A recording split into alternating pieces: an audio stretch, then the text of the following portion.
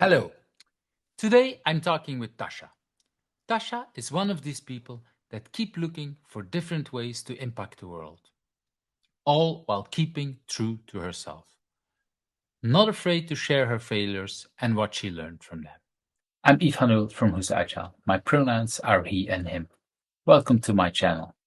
You see a lot of agilists around me on this screen. If you want to hear me interviewing, please click that subscribe button because these are the people that I've invited so far. If you think I'm missing people, let me know in the comments. And that like button, well, if you liked today's interview, don't forget to click it. Hello everyone. And with me here, I have Tasha. I think that's how I should pronounce your name. Is that correct? That's correct. And Tasha is at this moment, and let me show for the people who are on the screen. My screen is a little bit different here. This is where I am. I am in Belgium, and Tasha is at this moment in Mexico City, if I'm correct. And we're moving around more or less where you are. The goal is not to put the exact location, of course, but to show a little bit where you are.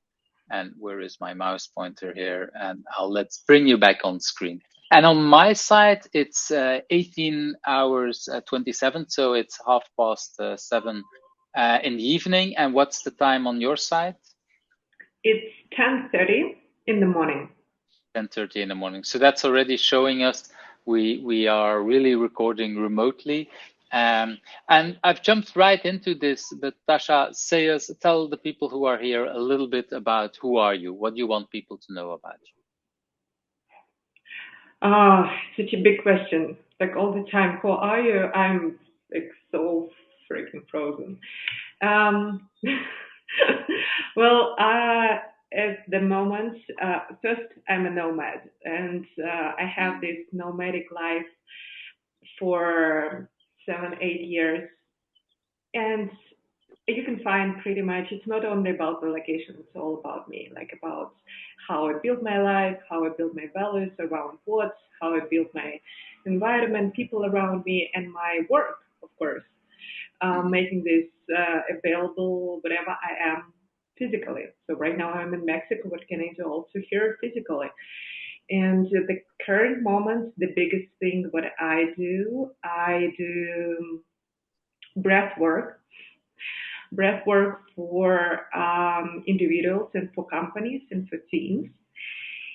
And this is incredibly interesting for me how to bring body into the informational technology world because I used to be an engineer and spend a lot of time in the agile world. So it's very interesting also to find how is that to use the body for solving complicated issues and problems.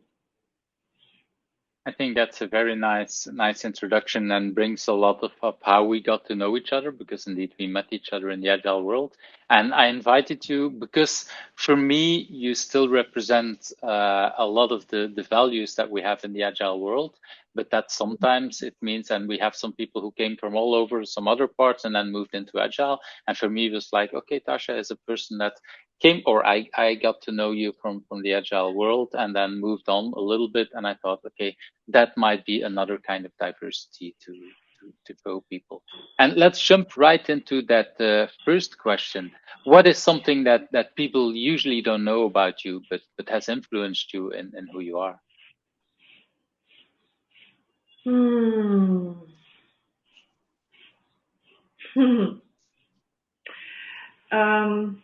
One thing people usually don't know that I am an introvert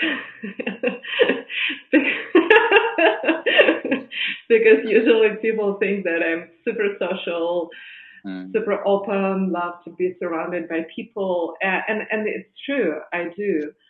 But the more time I spend with myself, the more that is a huge part of my life. Time in the silence, time with answering really complicated questions and the honesty with myself and how I build life from this honesty. So definitely, a lot of people have impression that everything's so easy for me, like I'm just mm, Smiling, energy, and a lot of things behind that is how I came to that and how I started to work with my emotions and how much I can connect with myself before going to the world. I really like that answer. And it kind of reminds me, and you don't need to go too much into detail if you don't want to, but it reminded me about something that, yeah, I recently saw that you said somewhere on social media that I said, oh, that really surprised me. Like, indeed, because you sometimes look much more extrovert and very out open, very confident in a lot of what you do. And then there was another part that was a little less, and that kind of links to that for me. It feels like, okay, you have that outspoken in the world and in conferences. So it really is that balance. And do you, maybe to go a little bit into that, is there a different Tasha if you're, for example, at the conference speaking to people Mm-hmm. than in other places, or how should I see that? Hmm. It is really good question. At the conference and also having the background of being a speaker and knowing this, how it is, then you stand in front of the audience and you know the topic, right? You know what side you want to show to people. You have it. You have this in mind, and you stick to that. And when I am right now in the group or especially in the big group of people, I I'm focusing on letting go as much as I can from what picture I would like people to have about me or some goal in this group or in the group of friends or in the larger group to what is happening right now, what is life in me right now. Mm, And it might be that I would be sitting in like way more in a small place hidden from everyone, or just talking to one person, or maybe I would be in the center of everything which is happening. But that would be like it's more about be in the moment rather than sticking to some idea what should I bring right now? I have a very like I would keep it short, but I have a very big story for me that I mm, saw as a big fault um, or like something that was really hard for me to accept. It was maybe 7 or 8 years ago. I was in Oxford at the conference, big conference, city hall in the center of Oxford, 45 minutes, and I was talking about data visualization. And I think somewhere in the middle, maybe 20, 25 minutes, I was explaining something from my presentation. And exactly in this moment, I completely lost the meaning what I'm talking about. Like the whole wow. meaning of that I believe in that it's true to me, that it makes sense, that I can really talk about this for hours. I just lost this. And I was literally standing behind in front of these people, not knowing how I can continue. Like it doesn't make any sense for me anymore. And I was surviving the last 20 minutes. I don't know. I was running out from this room after crying, completely lost, like really disappointed by myself. And that changed a lot because I make a promise for me that the next time I would speak about some anything in front of the audience, that would that truly would be the thing that I just stand for. I care about. I believe in that, and I should find this, and that would take time. So I'm still doing Mm. that. Wow, wow. And if I want to go a little bit back to the introvert and the extrovert, but because one of the things I see a lot of people, sometimes we have people who are in front of lots of people and they look very outspoken. and then afterwards they need to go back to the room and then they need to recharge. But if I remember correctly, when we were at conferences, you would not, it looked like you didn't need to recharge because basically you went out dancing with a lot of us, many times, I would say. So is there no, less need for you to recharge, or is the dancing the way to recharge, or how should I see that, if you have an idea? Um,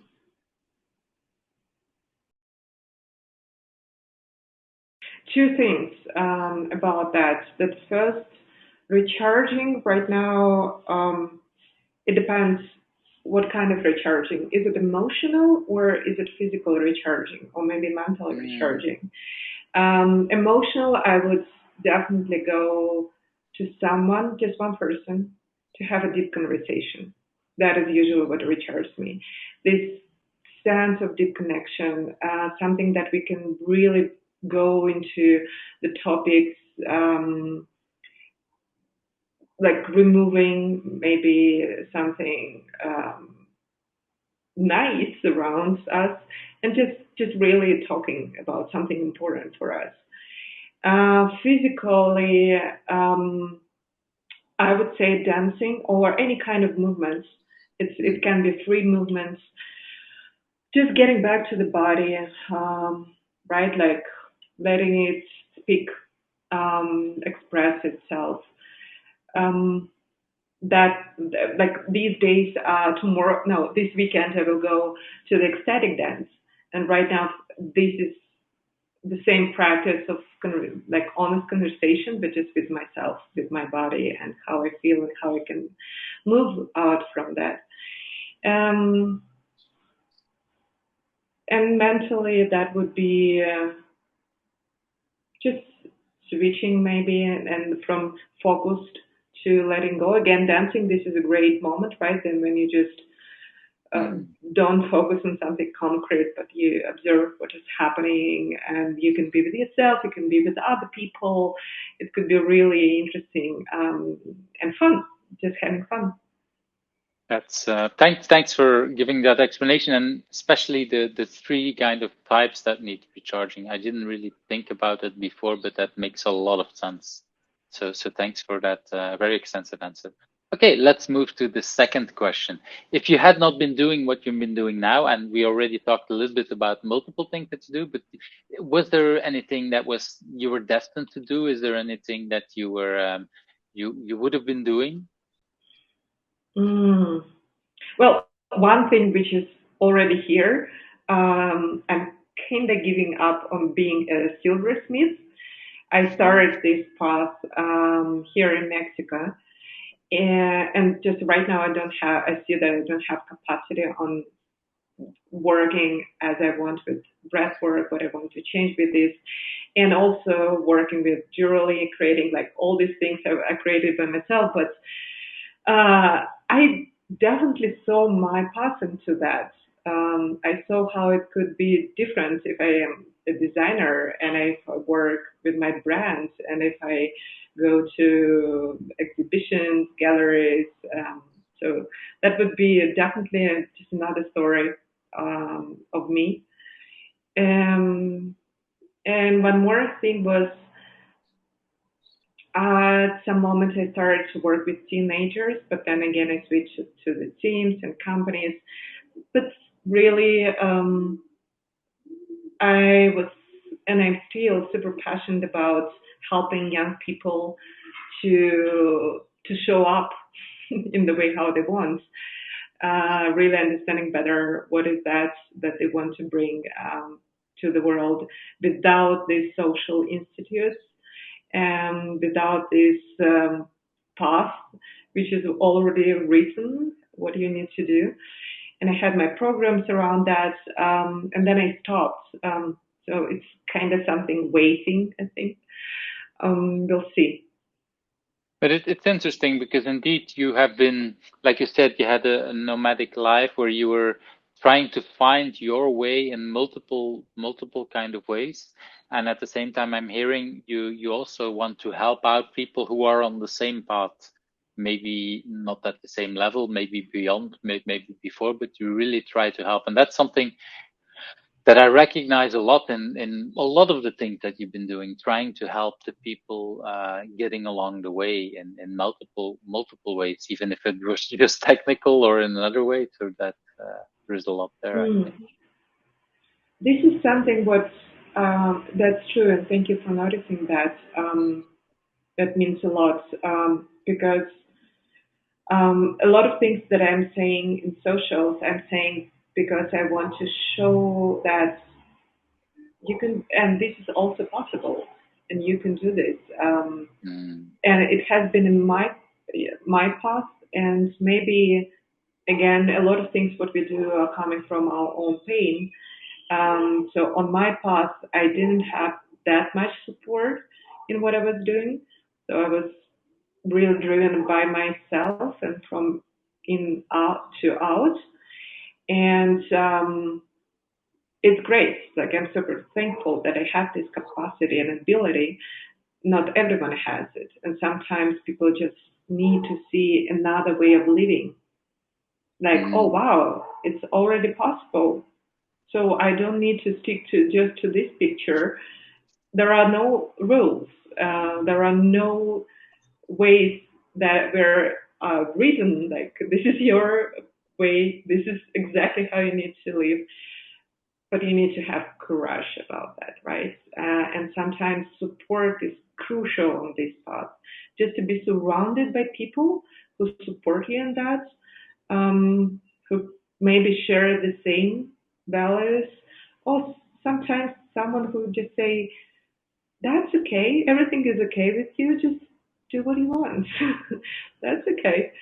Um, so it is important part for me to share that. That's true. That gives a mm. lot of meaning to what I do as well, and support for myself from myself.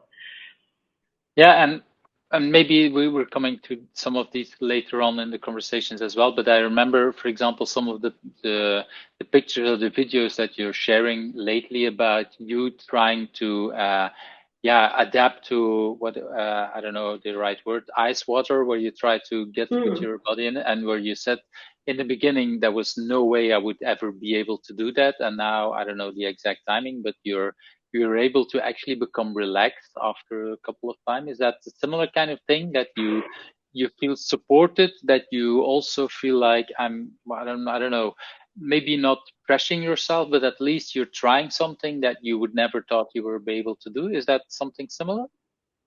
Mm.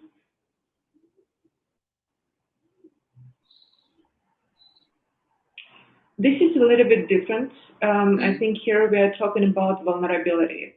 Like being in the ice bath is something uncomfortable for me physically. I really can't stand for the cold. Really, like mm, it's like this is the only thing that if I'm really cold, I can't handle that. I'm starting to be nervous, anxiety, and maybe anger is coming. I'm really, even though people are saying you're from Russia, you should. It's like yes, but I'm a human being. What? And I also don't drink vodka. Can you imagine? Um, so it's um, that is more like experiment.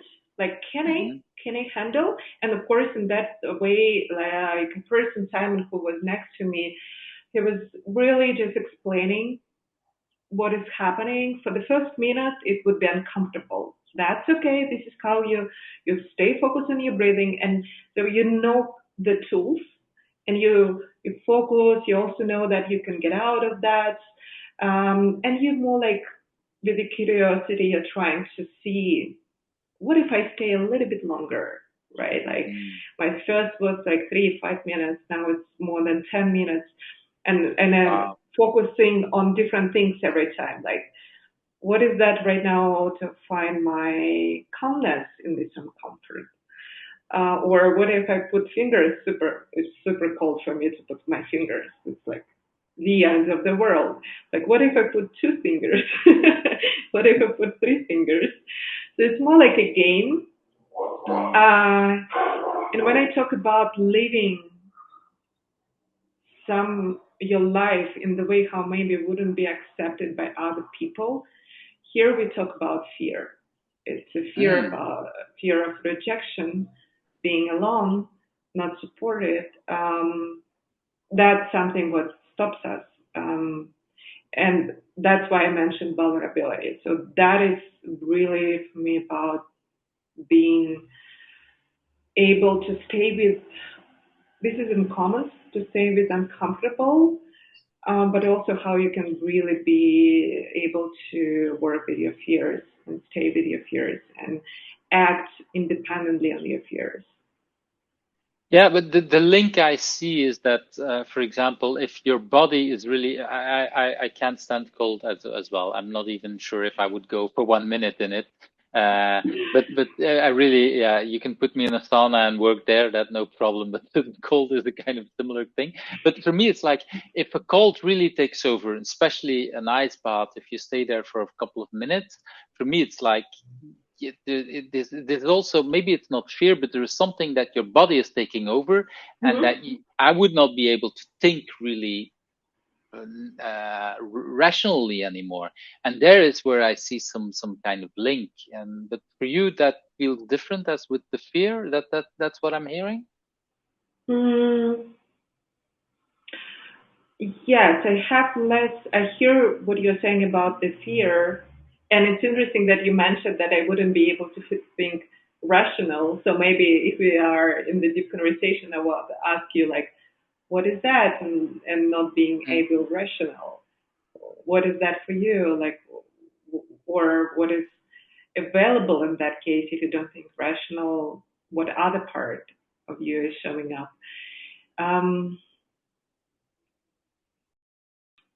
With with that, this is more that I don't feel comfortable and I want to change. Right? It's like Mm. I and it's about limits. Okay, if I still stay in this cold water and if I think about this that I can't change that, what I can change? Can I change how Mm. I see that? And this is a lot what I focus in this ice bath. Like, can I see this as actually relaxing? And it's happening after 3, 4 minutes. You're like in super calm place. You can sit forever. So that is a lot about changing of your perception. Or maybe I'm not dying. Or maybe, Mm. maybe what if I can really stay in that longer? And what if I don't even notice what is happening with my body? So it's Mm. a lot about finding what you influence on and what you don't influence, if it So makes it's in sense. that sense, yeah, it makes a lot of sense. So in that sense, you kind of your mind is controlling your body in a way like, okay, let's yeah, ignore or focus on something else. So that's I find it, yeah, I think we can keep going on for another hour about that. So let's move to the, but I really like that you challenge yourself in a lot of these things. And that actually kind of brings me to that next question. What is at this moment your biggest challenge that you want to share, and why is that a good thing for you? Hmm.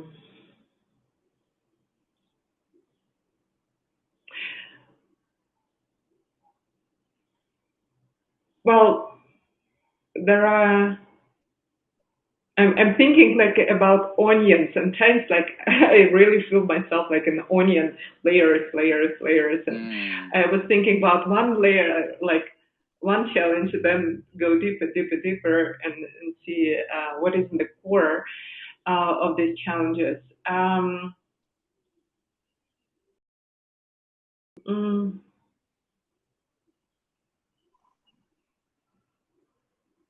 well, basically, I was working this a lot,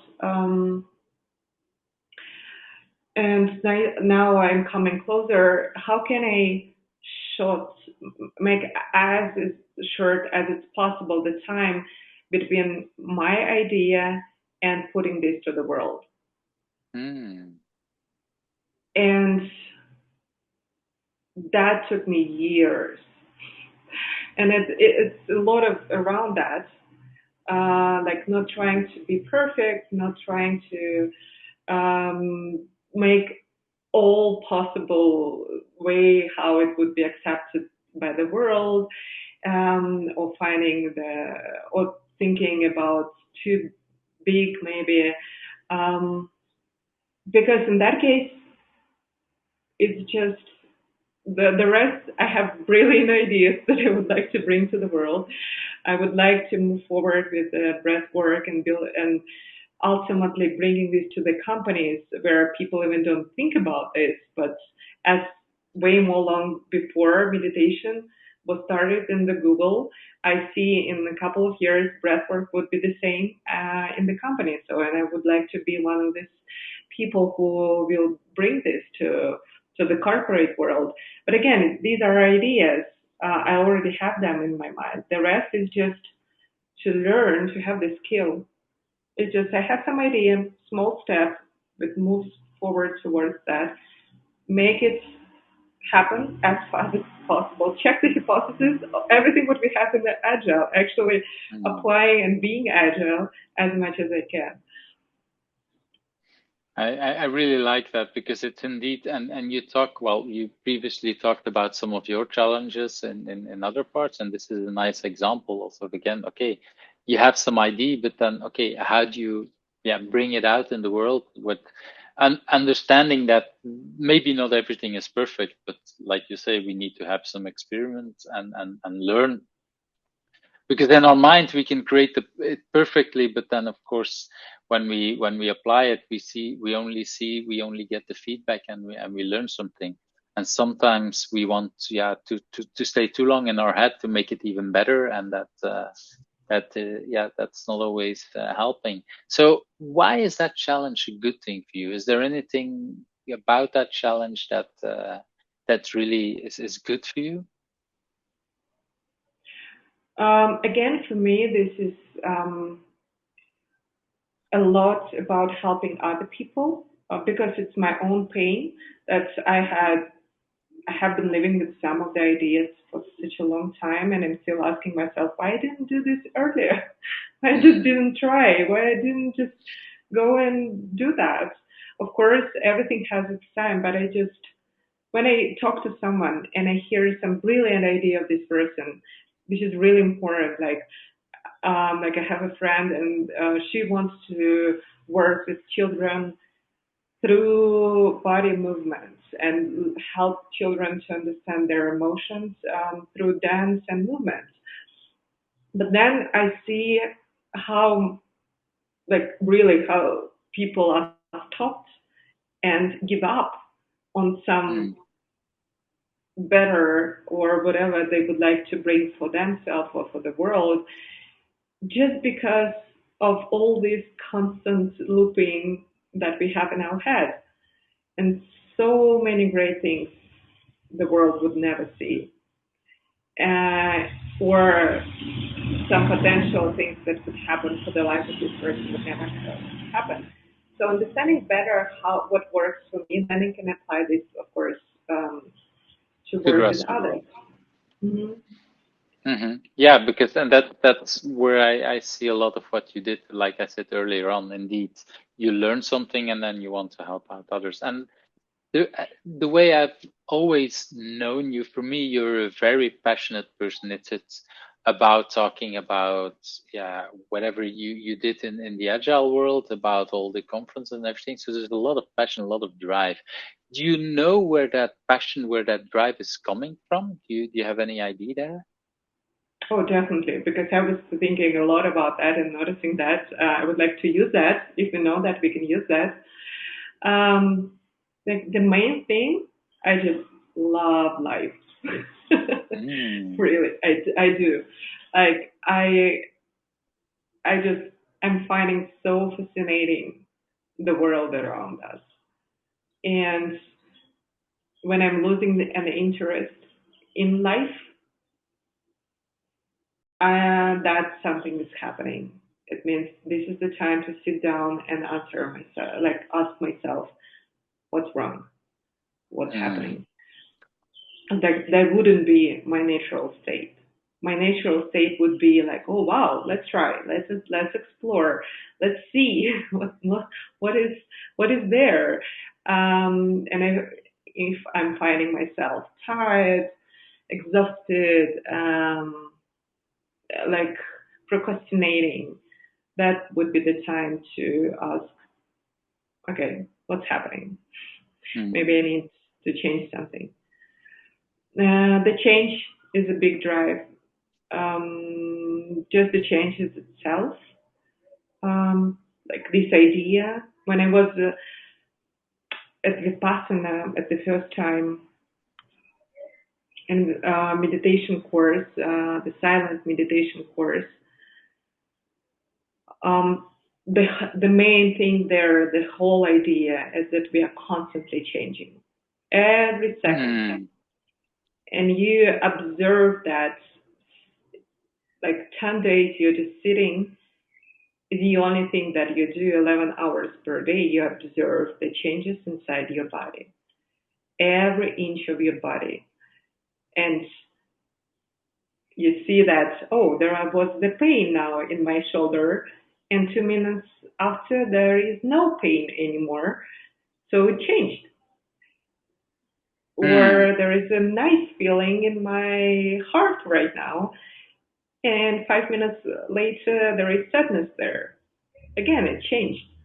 So the whole idea that we are constantly changing really drives me a lot.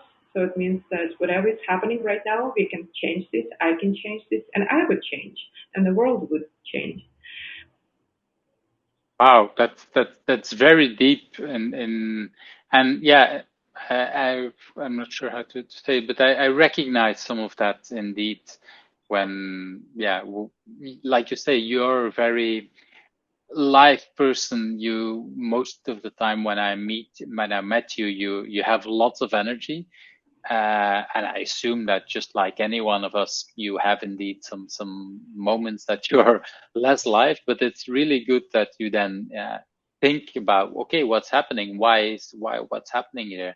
And that's something I don't see many people do. So that's very powerful. So thanks for sharing that because I think well, I'm sure it will help me to think about that when I'm yeah feeling different than I'm usually to think about that. So that's it's before the tips, but it's already a tip. So I thank you for that. I want to move to that next question. What do you consider for yourself your biggest achievement so far? Where and like well before there is actually the question behind that question is this is your moment to brag and to be really proud. Is that easy for you, Tasha, to be proud about the things that you've accomplished in life? Hmm, not really. Mm. I'm learning, and lately it became better. Um, I lately I've really, I know it can sound strange for some people, um, and I found that in one of the latest conversations that this is not an easy thing for some of Mm. us to acknowledge a good person inside. Mm. Just acknowledge that, like, well, I'm not that bad. I'm actually doing some good things. Mm. And I do practice my own practice around that to cultivate that. What I call my inner fan. My inner critic I have pretty loud. He's very, very active. But to have a fan, someone who really, for me, uh, willing me the best and really proud of what I'm doing, whatever, independently what I'm doing. So I'm building this figure inside me, someone who can say, well, actually, I do great. Some things I'm enjoying that and not that bad in that. Um, so answering to your question, not easy, um, but I see the necessary thing in that for my own health and for my own state, how I feel, and how I would like also what I would like to share with others. Like, how can I say to someone that I believe in you if I don't believe in myself? So it's a little bit Mm. strange, right? And so then to go to the real question, what is your biggest achievement? What do you consider yourself with the thing that you're most proud of? Mm. The My physical location right now. I'm really proud of being now in Mexico, because nothing would tell that I need to be here. Mm. So this life that I'm having right now, that I so many times I started from zero in my life, quitting the corporate world, divorce, leaving the country, leaving my environment, living in so many countries, and again, getting back to the corporate world, getting back to the startup, quitting, starting again, just all the time trying to be honest. If do I feel good at this place or not? Like I'm really proud of that. Um, like that I'm building right now what I believe in. Mm.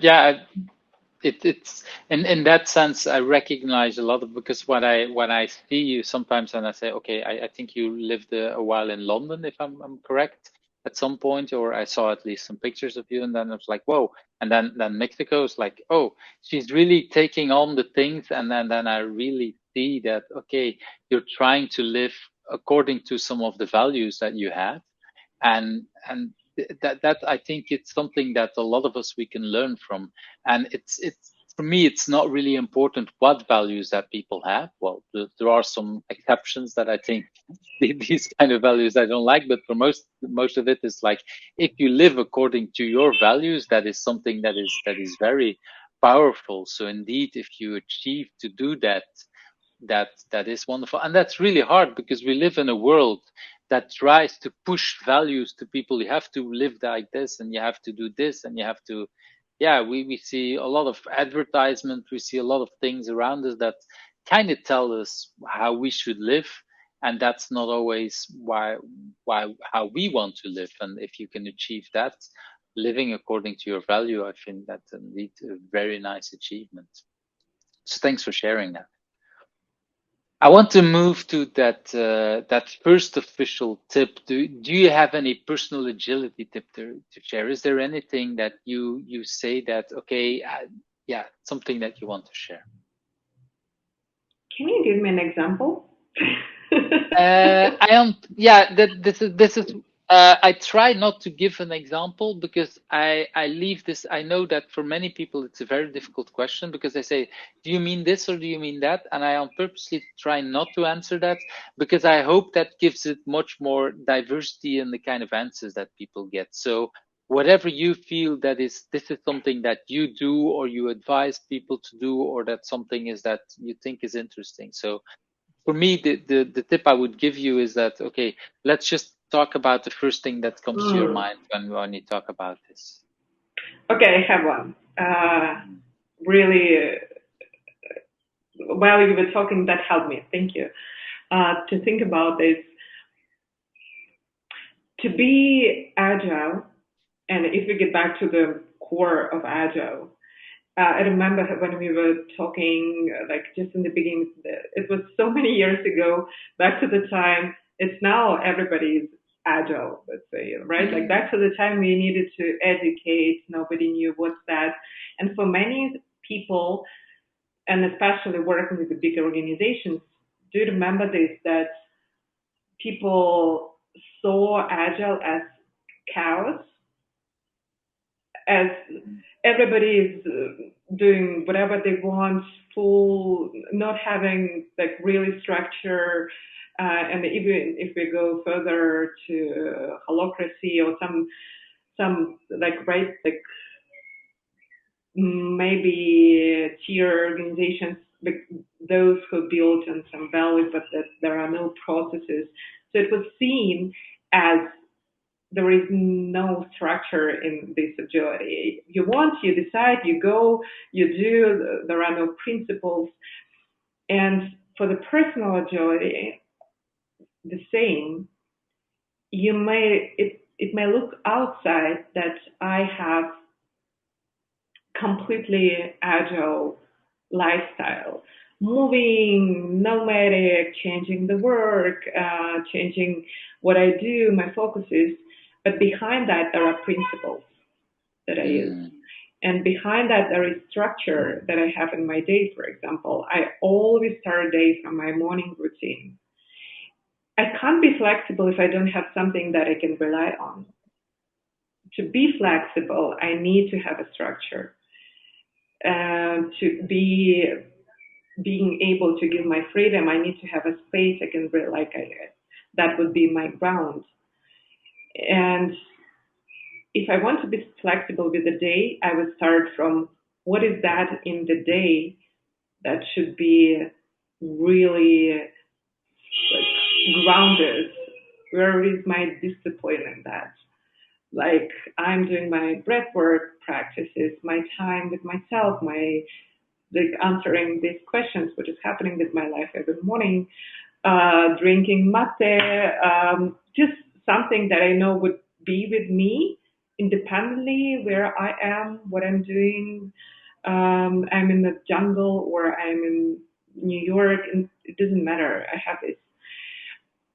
And if someone thinks about making more agile in his life or change, like starting changes or continuously improvement, I would think first, what would be they can rely on in my life? What would stay with me independently of all changes that I'm starting in my life right now? And I like that. And just like you said, that's the same thing in companies. Yeah, you need some kind of grounding. You need some kind of, okay, what are the things we want to focus on? So that that really helps for, at least I think that helps, will help a lot of people in this kind of things. So thanks for sharing that. Okay, I want to move to that next question about remote work.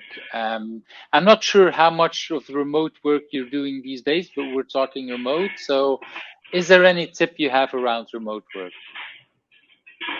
Hmm. Well, I do a lot of remote work. I still work with organizations and I do a lot of online facilitation for the groups Hmm. and working with teams remotely, with leaders remotely. And basically,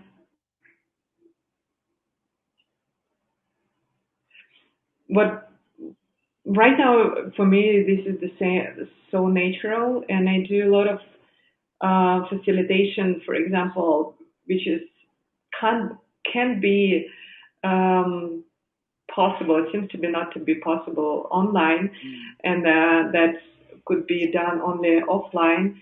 I could do a lot of empathy work between team members, for example, how to again talk about hard topics, and during the strategic session, we even managed to create the atmosphere as everyone is sitting around the fireplace and talking just about things that is important for the company.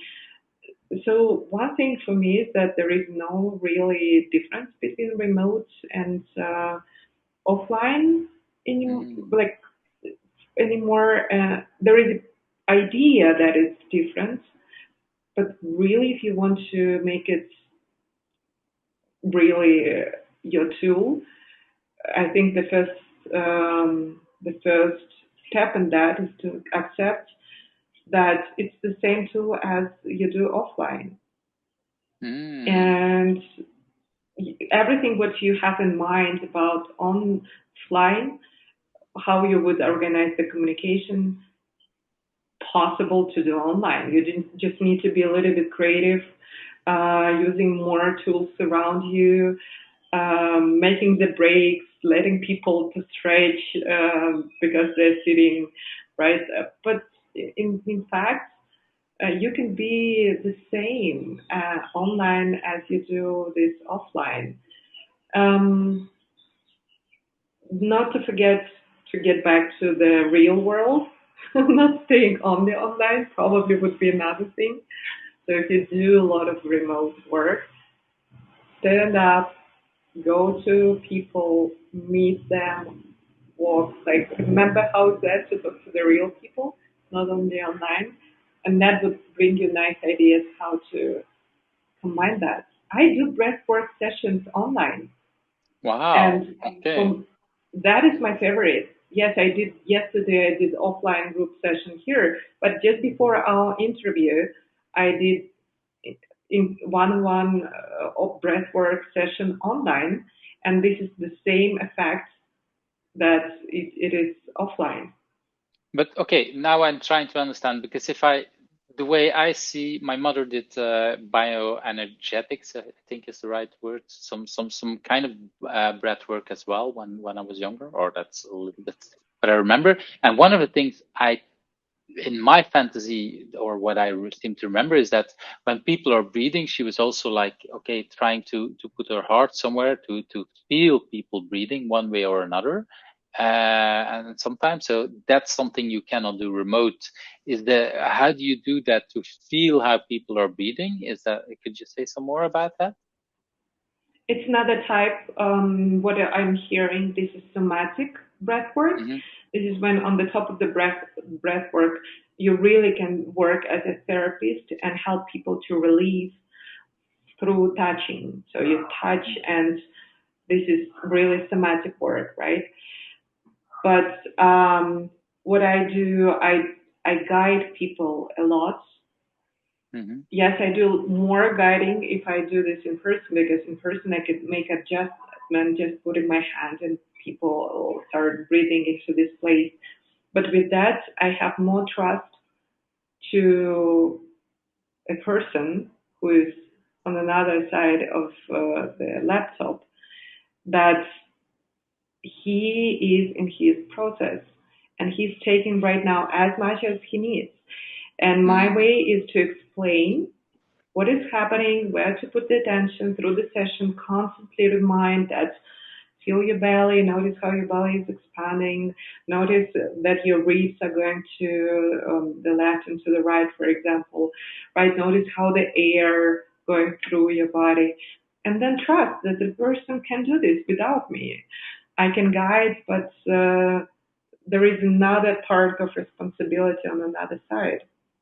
I really like that because what I'm hearing is that you actually by having remote, you're kind of forced to have to put the responsibility on the other side, which is sometimes I see I've been in completely different kind of trainings, but where the trainer or the coach was kind of taking all the responsibility for what's happening. And of course, if you work remote, you cannot do that. And that kind of I would in my fantasy, it kind of forces the people to take the responsibility on their side, and that probably helps them to go faster where they need to go or where they want to go, or whatever. Is that the right kind of fantasy that I'm having? Absolutely. I'm so agree with you. Because we as coaches and especially trainers and experts, I think we have this tendency to help whatever is happening, but we want to help 100% just to be sure just that we know that result is reached. And this is something, again, from the coaching, right? To remind ourselves that we are responsible for the process, but we don't responsible we are not responsible for the results. Mm. This is the responsibility on another side for the results. And I'm saying 10 times before the session about the way how a person can control and make the experience deep or get back to the maybe something strong is happening, how to get back to the normal, like how to work with your body. And in that way, this is a learning process on another side. I'm explaining how you can go deep and breathe really wildly. But then if something is happening, I can't be next to you. I can't help you there. So it's you who is responsible controlling. If you see that something absolutely crazy happening, you know the tools. You know how Mm. to use them.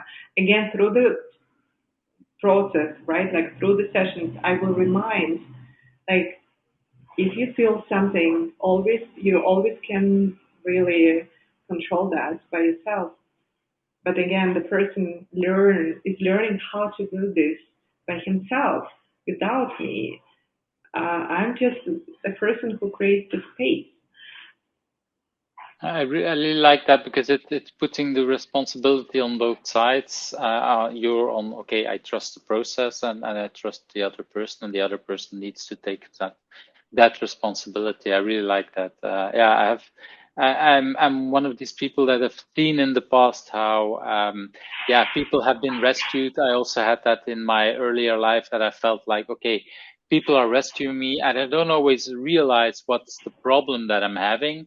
And by having it put on myself, I would say I really Mm. like that. So that's I really like to see that. So in that sense, I'm happy to hear that remote is helping for these kind of things. Because a lot of people sometimes have the tendency to say remote is making things worse. Here is a nice example of remote is helping people to take their own responsibility. And I think that's true for all kind of remote works. This is the probably the most extreme in breath work, but I think it's the same thing for if people don't put on their cameras because they want to do something else, well, they're not taking responsibility for being in the moment and for being in that meeting, then maybe you just have to leave. And so by saying I put you on your responsibility, you're responsible for that end result. I really like that kind of thing. I Okay, think this is yeah, go. really like this remote work is teaching us to rethink, reconsider the whole idea about the results, what Mm, we consider as the result. If previously you show up at the meeting and you are there physically in the room, this is already the result. Um, Unfortunately, sometimes that was true. mm, Um, Here in remote meeting, if you show up, this is not result. This is just you switch on the mm. camera. What would be the result? Or like if you're working with a group and you can't see what's happening with people after this session or class or training, how you can still understand that the result is reached. Do you understand what kind of result are you expecting? I'm thinking a lot about my way right now in breath work.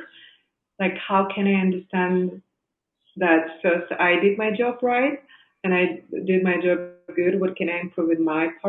And of course, it's a lot about process, but also, did it really bring changes to the life of people? How I can learn that, how I can know that, how I can understand that. It's, again, remotely, it's about reconsidering what is the result in that way. Not only showing up for the meeting, but what is that the result? What would be the artifact, or what would be the outcome of that? Yeah, it puts the acceptance criteria much clearer for whatever we're doing, and I really like that you say that maybe the result part that we looked for in a physical meeting was just too low as a result that we were expecting, and now we put the bar higher because we have to. I really like that. It's and you show a nice example again with your breathwork, because if you can do breathwork remotely, yeah, there is a lot that we can do. That's really nice. I want to move to that next question about what's a book that you have read that you want to talk about. Right. I have it here, even. This book is by Radha Agrawal, and the name of this book is Belong. That's this And book, right? exactly, yay, yes, I have it, the same yellow Yes, and one. the same cover.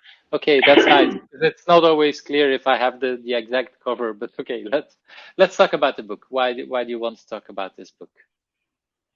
um, the subtitle of this book is, I'm actually just to be right as I'm pronouncing it. Find your people, create community, live a more connected life. And Mm. they like Radha is a co-founder of the movement Daybreaker, and this is the movement of I think it started in New York when she reconsidered the way how she spent her free time. She found herself, and she's writing like this is about this book. What's that about? Half of that about her personal path to creating a community. Right now, it's like thousands and thousands of people around the globe. But she started from the moment when she recognized that she found herself surrounded by people who were not even close to her values, but she Mm. just didn't know how to find other people who will fulfill her. So she was finding herself in nightclubs, spending Saturdays just sitting in the bar, drinking, talking about nothing, and then having a hangover on the next day. And that was the moment for her to start answering, like asking herself the questions. But is it something that I really want to have in my life? Are these people that I would like to see around myself? And that brought her to a lot of questions about herself first. So I'm reading this book right now because also part of a nomadic life that you have to start, and this is a great thing, you have to start to build a community around you from zero. It's not that because you had these people from the university or you know them from the school, or it's just because you have been living here for years and you know your neighbors. No, you have to find these people who you would like to have around.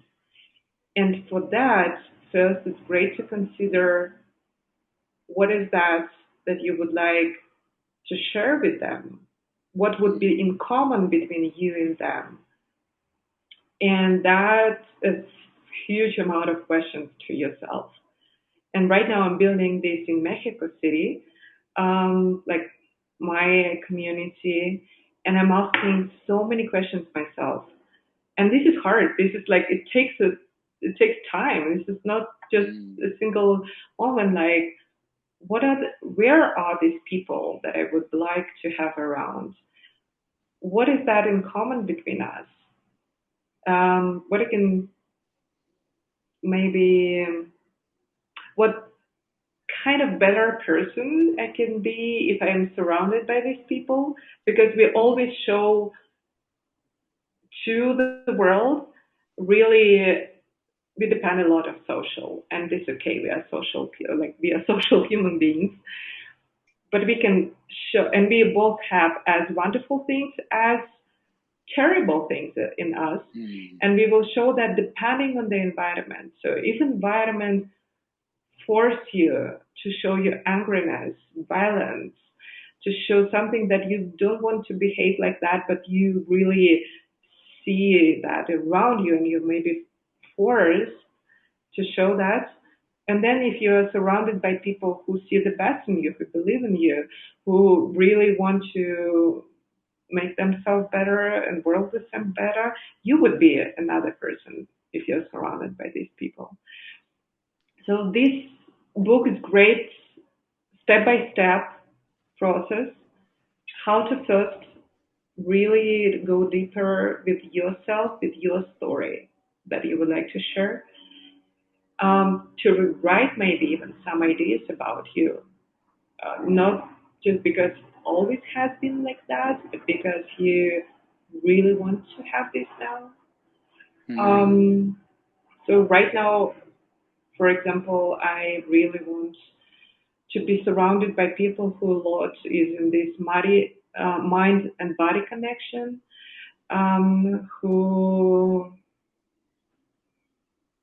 kind of is interested in changing, making changes around. Um, and who work also with mental health. And so with that, understanding better myself in my situation, I can really find these people, um, have clearer messages that they can find me. It's also not Mm. an easy thing. How they will find me, by which words, where, what should I don't know, put somewhere in the description so that will attach these people and they will come, they will find me. It sounds a little bit like a kind of marketing for yourself, but for your true self, like Hmm? not just the Instagram version or the, I don't know, the Tinder bio or whatever, but really about, okay, this is not just about, it's about the real the LinkedIn version or whatever. It's really about the real connections and finding the people to really find the the um, the real Tasha, or as much real as possible, I would say, to share it. Is that a good interpretation? I think so. It's really, there is nothing bad, right? It's the marketing. It's Mm. actually a great thing if you can market yourself to the market outside, so that then you have amazing people around you. And right now I have some business partners. Wow, we are like multiplying our ideas, and we are super excited to create something together. So it's all about collaboration for me, Mm, or and I yeah, and possibly friendship.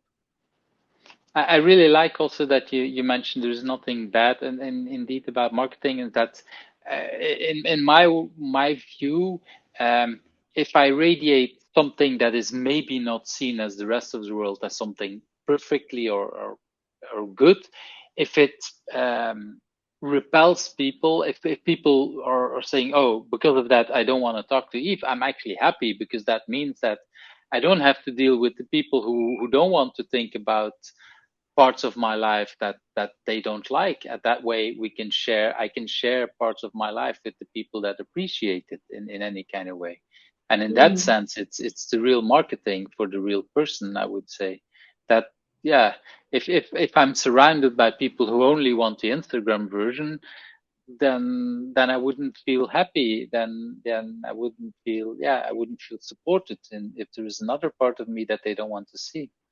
In that sense, I like that you say that marketing is good, uh, depending and again on what you want to market, huh? What you want to show to the people. I like that part. right. And so Know your you're audience. know your audience. That's a little bit. And you're still in the middle of reading the book. That's what I understand. That, but you already feel like this is really Hmm. a book that's helping you a lot. So that's And thanks. I'm reading this super slow, because there are a lot of exercises in that, that you can do again and again. And that you're doing. So if from what I understanding, you're not just reading the book and then saying, "Oh, later I will do the exercise." That's sometimes I see. Yeah, we see books, we have some exercise, and we say, "Well, I will do it later." And then, well, if I look at me, Mm, if I don't do it while reading, I'll probably never do it. So you take the time reading it, you take the time to do some of these exercises, and that's why the reading goes slower. Is that's what you're saying? right. Because right now, and this book was waiting, because I didn't have this, um, urge, need Mm. to really, as I feel right now, in the building the community around me. This is something what we also, I think, quite often do. We read the book just because we have an idea that this is a great book, but not considering it, if this is the right timing for this book right now. Mm. And then sometimes it's not that I don't like the book, it's just not the right time for this book.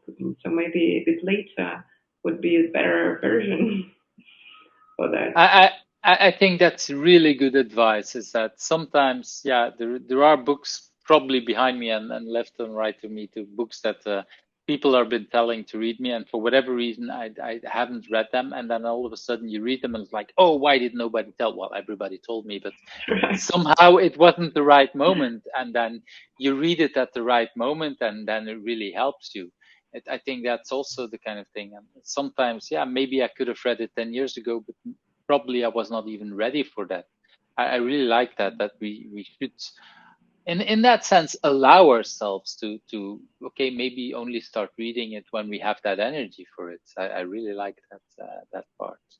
Or maybe It's stop reading, not reading yes, till the end. Just like, I don't have energy to read it till the end, or I don't like this book. Like, it's enough. it's one of the best books I've read is about how to read a book. And one of the advices that I really loved is that it's okay to stop reading a book.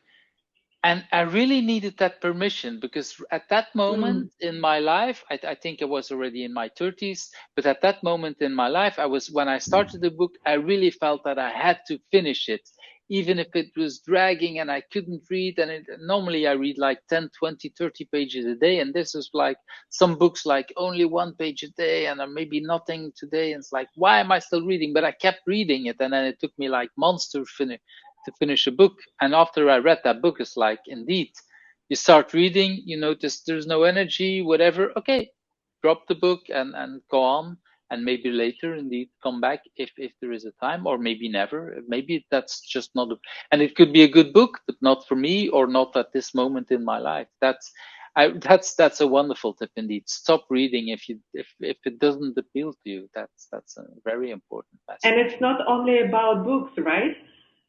Stop Mm. doing that. It's just, if, yes, we do this so often. But I already started to do this. But you didn't like it. But I started. But stop it. The same thing. Just because you started it doesn't mean you need to finish that. And I think, yeah, there is that's part of our world that, yeah, but you started it, and that could be go forever. Yeah, if it's joining a company, if it's about friendship, sometimes you say, well, this Mm. was my best friend earlier in life, and maybe at this point in life, there is no click anymore. Why do we even meet each other and continue trying to be annoyed by each other, whatever? Yeah, maybe we should be able to stop much more. I really like that. That's really, yeah, that's powerful. I want to move to, for me, one of the most interesting questions. And after whole this conversation, that's actually, yeah, I'm very interested to hear your answers. That is there a question that I didn't ask you, and that is where there is an answer there? Is there something that I really, yeah, that you say, Eve, you should ask me this kind of question? Hmm. I was thinking a bit about this question, and I think uh, right now would be great if you ask me a question, Tasha, why you are not doing what you want to do? Hmm. That would be kind of really a great kick by my ass. Like, it's a moment of honesty to, or some question about what are you avoiding now. It's it's really interesting because even the whole conversation is going, it looks for me that you're doing that you want to do. So there's even at that moment there are still things that you're not doing what you want to do. So yeah, I'm really looking forward to the answers to this. What's stopping you? Hmm, that's interesting. That's doing right now things what I like to do doesn't mean that I'm still not doing things what I would love to do. Ah, oh, that's Right? a whole different kind of level. Yes. And maybe there is something that still, and definitely there is something, not even maybe, that why you're not doing that? It's Mm. like, And do um, you care about sharing what that is, or is that something that is too deep as an answer? well, one thing right now is it might be interested for people who are in this coaching and facilitation world. My personal challenge is being a trainer or being an expert. I really, really love to create like space processes, facilitated process, or coach, asking the questions and giving this space for another person. But being as an expert in some topic or really providing my way of seeing the world and being concrete about that, this is not an easy thing for me. The Mm, switching between this world, um, these topics and these roles. So for now, this is definitely, for example, bringing my view, how I see this, the whole work with body in the corporate world, and standing on that, like building the articles, creating the videos, giving my own approach to that. It doesn't mean that right now I'm not doing that. What I like, I do. Can I do more? Can I be more, like, show up more to the world and be like show up more in the authentic way? I definitely have the space for that. And of course, there, this is the place where I meet with my fears, my talk, like all this work with being brave in, I think I will circle to the hmm moments of Oxford that when I mentioned at the beginning of this, when I was a speaker and I was talking about data visualization, data management, uh, there was something between me, audience, that was a topic. hmm It wasn't me. It wasn't me like showing the way how I am. I was telling what I knew. It was knowledge, data. Oh, this is the book that I read. I'm talking about this book, or I'm talking about this exercise or whatever. To show up as you are and saying, this is how I see. It's just my opinion based on my experience, based on what I believe. It's way more another level of vulnerability for me. There is nothing between me and the audience. It's just, and I believe in that. Maybe you not, but it doesn't mean that that stops me. So this is what I'm working on right now. And does that mean for you, because you say that there's nothing in between you, does that mean that for you to be that expert where there is nothing in between, that it feels that you have to invent all that topic for becoming an expert, that you have to, yeah, because before what you said is that that topic is partially coming out of a book, so it's not you who invented it, it's some kind of author. Mm-hmm. And does it sounds like you say, okay, if I want to be that expert, it can be coming from a book. Is that what I'm hearing, or how? Do you remember Shuhari? Hmm Re-level, right? Like when I learned from different teachers, but I also um, went through my own practice, through my own experience. And this is my compilation of that through my own way of doing that. Of course, still, knowledge is the knowledge. It doesn't mean that I'm not using knowledge from the books, and it would be, I think it's great that we can use knowledge from other people. This is why we are here. But I also like can understand what works, what doesn't work, personal for me. From again, from a lot of practice, and know that not just because of the book, but because I tried this thousands of times and I saw the hmm reaction of people and I saw the effect. And this is what I'm. So it's my interpretation of my own experience. It's interesting because when I think I don't know what conversation or what presentation you did at Oxford, but I seen at least one or two of your presentations about data visualization. at target process and stuff like that. So when you were working in kind of, I don't know, a lot of that space, I would say, um, it for me it felt authentic in the sense that you would know it and you have done some of that stuff. But Mhm. somehow it feels for you that there was some distance between that work that you did and your true self. Is that Mm, correct? that's correct. That was authentic back to the time. That was Mhm. true me back to the time. And right now I'm changed, right? And Of um, course. that's uh,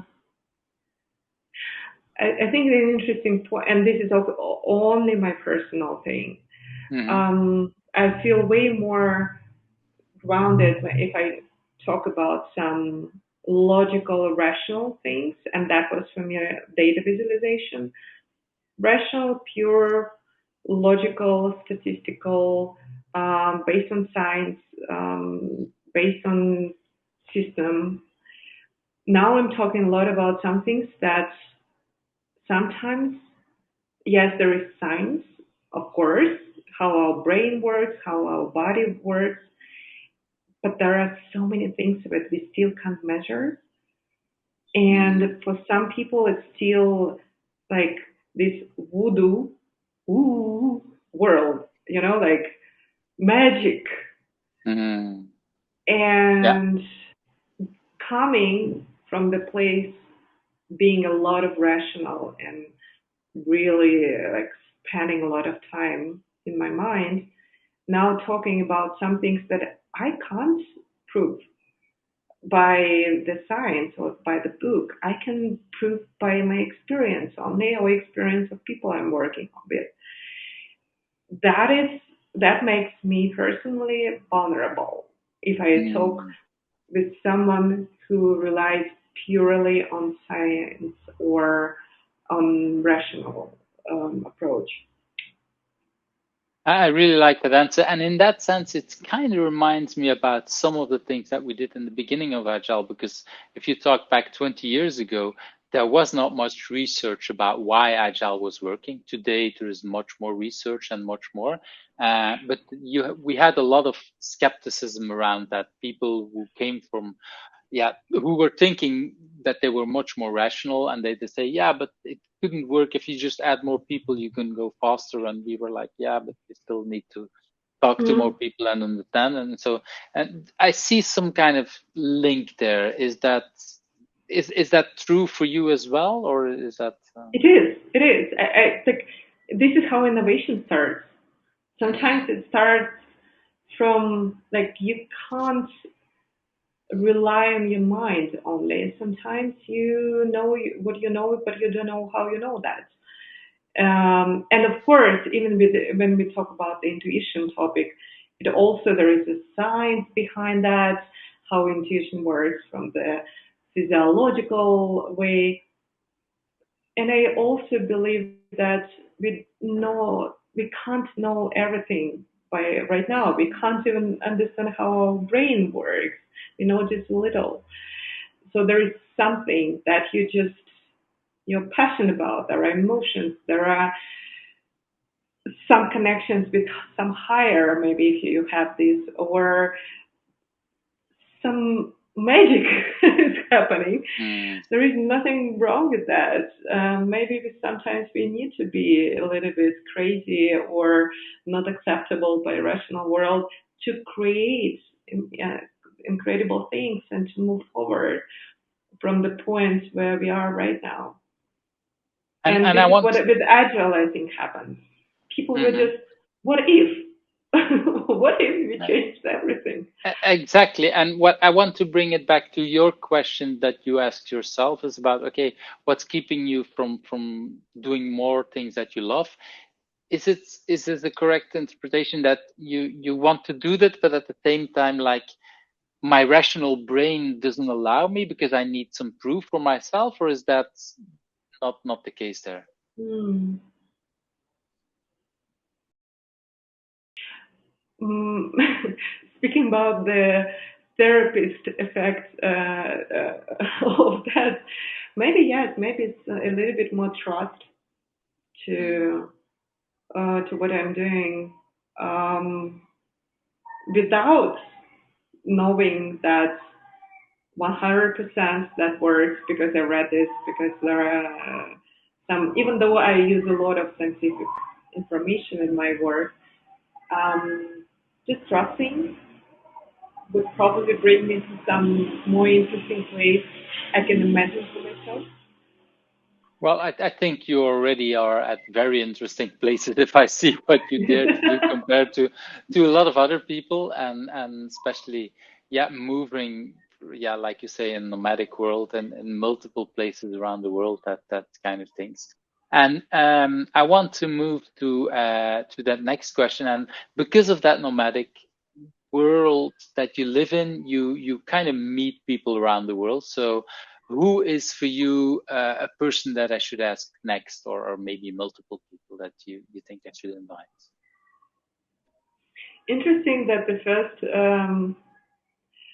when I read this, um, I started to think about agile world, and I started to Hmm. remember about people from the agile world and thinking about who could be an interesting person about that, around that.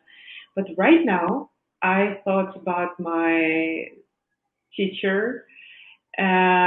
He's absolutely not from agile world, but he's an incredible example, I think, of that. Without Mm. knowing that, he's a somatic trainer. He's a nonviolent communication trainer. He's goldsmith. He's also an Aikido trainer and teacher, and he's building the commune of people, of several families, like a physical commune. They're living together for 30 years with Wow. principles of non-violent communication. Mm. And it's an incredible example of really connection, community, because he has this experience, like how to live together with physically with a lot of families and finding the way how to be, understand, listen, create together. So it's a lot about agile world for me. Like if I think about this, but he's just simply coming from another place, and he works a lot of somatic work in his approach.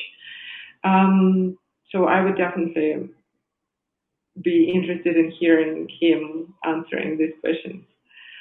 Okay, so definitely we'll yeah. I hope you can bring me in contact with him, and then we'll have that kind of thing. And you said before that you were thinking about people from the agile world. Is there somebody that you met in the agile world that you still want to invite here? I don't know if you had the interview with Pablo. Um, That's Pablo, eh? exactly.